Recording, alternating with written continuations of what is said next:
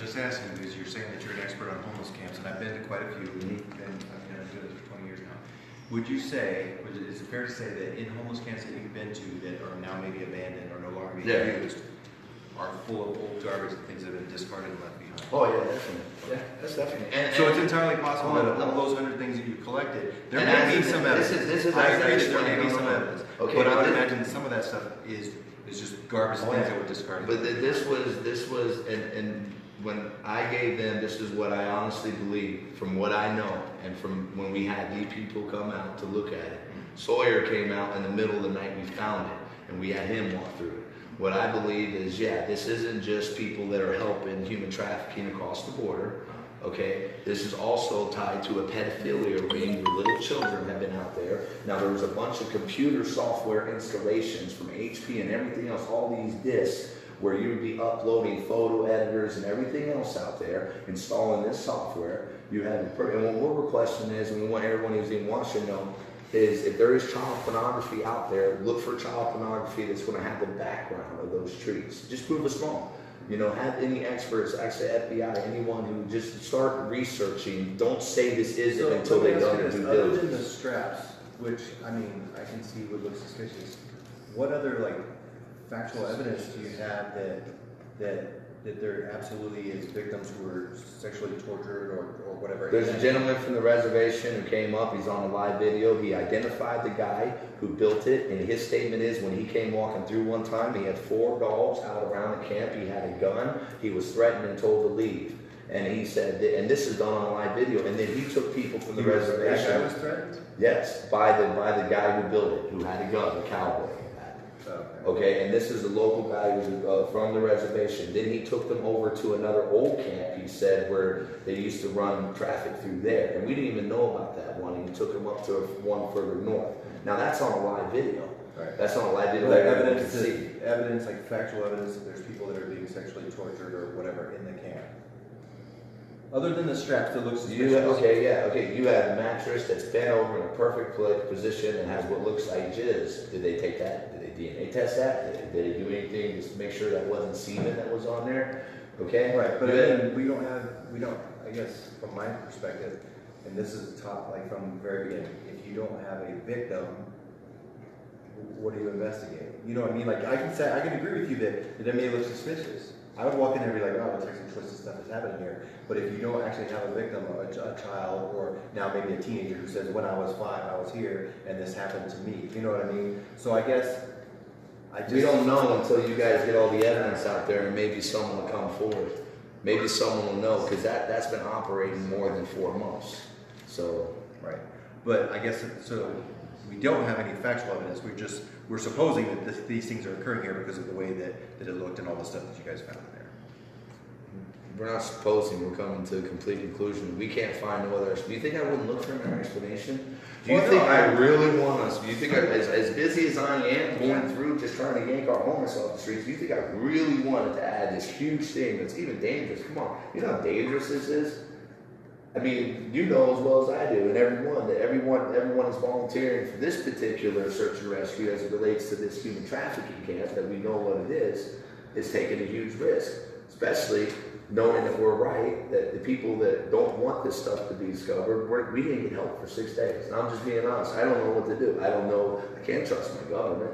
We screamed and begged for 6 days. We're trespassing, trying to hold down a crime scene and then after 6-7 days, the experts come out and say there's no evidence of human trafficking. After we've had hundreds of people come through, we've had dozens of human trafficking victims come through and say, yes, I've been trapped on trees like that. These are rape trees that we see south of the border and we see in our own city and it's in our own backyard. And these are children.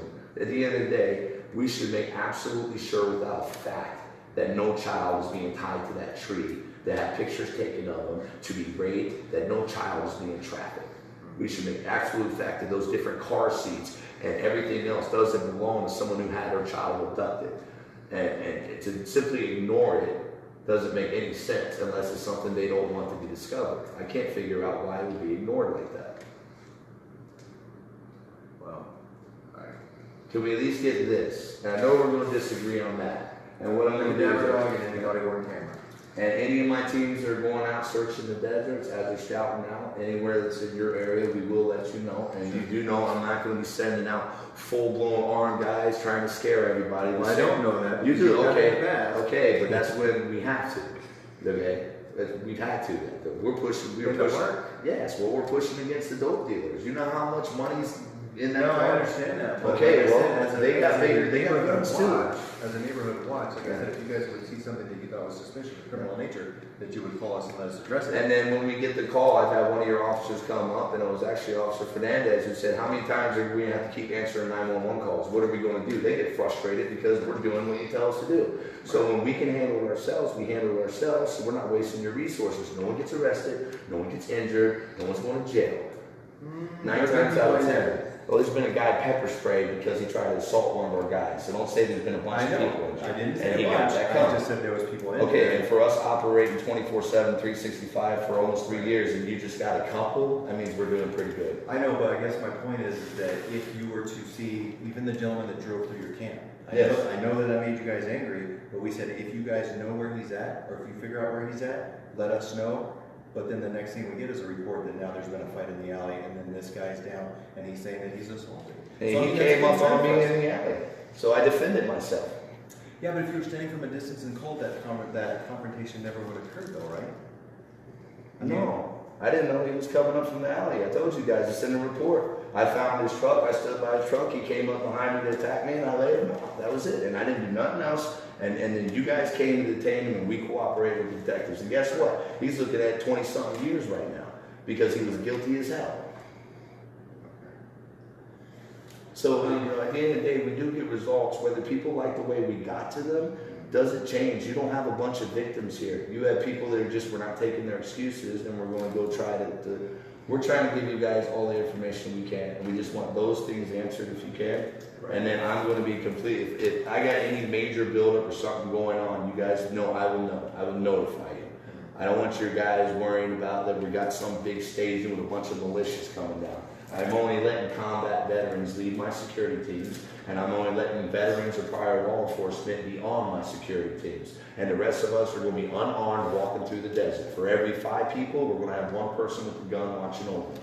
And we're going to go through and search, and we're going to pick up trash along the way, you know, and we're going to do what we always do.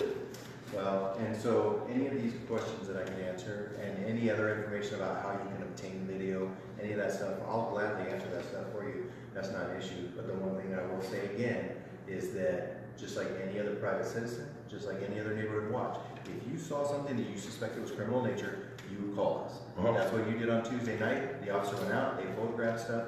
They didn't think that it was anything more than a homeless camp. We went back out again on Friday and Saturday. Well, we went back out on Friday and Saturday, and any of those evidentiary things that you provided to us, we have them, and we're forensically checking those. But again, but the PD was called the very next day, and they said the report was made and that they weren't going to be coming out. And that call was made, no, on Wednesday. That call was made by Kelly Flores, one of my volunteers. And then CBI, okay, and a street neighbor, they do homeless outreach. Right. So you have a city service provider who does wonderful things in our community. They go and find these camps, and they're out there saying, look, this is not a homeless camp. You have a city service provider that knows homeless camps, and they're being ignored. And then we bring out the 3rd tier, the experts in human trafficking, the experts in tracking coyotes and stuff that's coming up from the border. And no one listens to all 3 of us. So, I mean, next time we call, I would just want to secure the scene. You know, and that would have stopped all this. You know what would have happened if you guys would secure the scene? What I would have done, you know, okay, they got it, Team 1's on it, and I would have went. Don't worry about it, Team 1's got it. They got the scene secured. But they didn't want to secure the scene, and the detectives didn't come the next morning. The call wasn't answered the next morning. They said they weren't coming out. So then it was FBI, no. DPDHS, no. Border Patrol, no. Sheriffs, no. We couldn't even get 1 sheriff deputy out there to help us. They say that they don't help you guys in your jurisdiction. typically no, because of the investigative follow-up, it's jurisdictional. But basically, if something occurs in the city, our detectives will follow up on it. Something occurs in the county, their detectives will follow up on it. So typically no. Unless it's some kind of like a dire emergency and officer needs immediate assistance, they typically won't overlap that way. But in any case, like I said, anything that we can answer for you, I gladly will get you an answer. The other side of it, again, like I said, is I don't want you guys out there being vigilantes. I appreciate the fact that you're looking for homeless veterans. I appreciate the fact that you're looking for people that are being abused or trafficked, one way or the other, whether human trafficking, sex trafficking, or one or the other. But I also don't want to have to show up after somebody's been beat up because there was this confrontation when there was an opportunity to call us and have us respond. So. Well, that guy ran through my camp in a truck and hit 2 homeless veterans and a female No, I volunteer. understand it. So by the grace of God, he attacked me in frustrated. the middle of the night and I was able to defend myself. Yeah, But I'm pretty sure that that's a rare occasion where you would have something like that. And you know that's why you can't name but maybe 1 or 2. The guy that was pepper sprayed because he attacked our guys, and the guy that ran through our track. And you know what? Those people don't come running through our truck camp no more. Yeah. All right, we're gonna go. Thank you. I'll follow up with the questions. If you can get it for me, that's fine. That's important. Okay. All right. And so the certification of the dog, all that stuff. All that stuff, If too. it's DOC, and I'll find out what agency send the dog, Okay. and then you would have to follow with them because And code enforcement is going to be making sure the fencing is done. they're supposed to be doing. Okay. Yes, that's my understanding. So. Thank you. All right, guys. All right. Thanks for your time. Yeah, absolutely. Thank you. Bring the dog next time. Yeah, I will.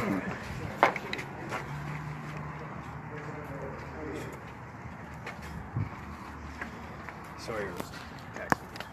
Yeah. All right, you see that? Okay, right behind this building is Ward 5. That's the city. This is the ward we operate in. We're going over to Ward 5's office. We'll just let you guys hang on a minute since we're just going over there. Well, you saw the interaction for yourself, you know, and we are going full-blown search and rescue, and there is absolutely nothing that's going to stop us. I mean, we are going to do it. We can volunteer our own time. We can spend our own money to go do it. We can go out and help people.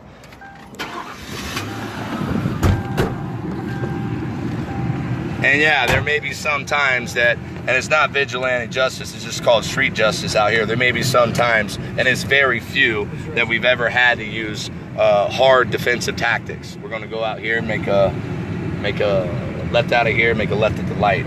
Now, right next door over here, this is usually a once a month routine for me. I come in, I sit down, I give them notifications of what we're doing. I've been doing this for 3 years. So everyone come down, I want you to understand something. No matter what, whether or not we trust the entire government or anything like that, there are certain people inside my local law enforcement that I absolutely trust. And there are certain people, and I'm gonna take their advice and go about and do things a certain way so they can help give us credit, since the media and everyone's doing everything they can to discredit what really took place. And you see for yourself, okay? And now we know, turn here, that individual what says he was building because they got a soft spot for people coming from the border. Yeah, little perverts that want to traffic little kids and rape them and tie them to trees. That's why that camp was built. Not for poor little immigrants right here. Not for poor little immigrants that are coming up from the border. And he changed his story again. Live, he told you guys, you're going to park over there. Live, he told you guys that he built it for the homeless. Then he said he built it for him and his wife. And now it's because they got a soft spot for people crossing. Well, I got a soft spot for him too. And I'm going to build fobs all over the place. And there's going to be no shackles where kids are trained to trees. And we're going to take care of them the right way. And we're not going to take no money from them or extort them or hold their children for ransom. We're just going to get them the hell out of the area if they're innocent women and children that shouldn't be in that situation. All right? And I guess if that guy can go ahead and build a little camp so he can help the illegals cross, and guess what? We're doing the same thing. We're going to do the same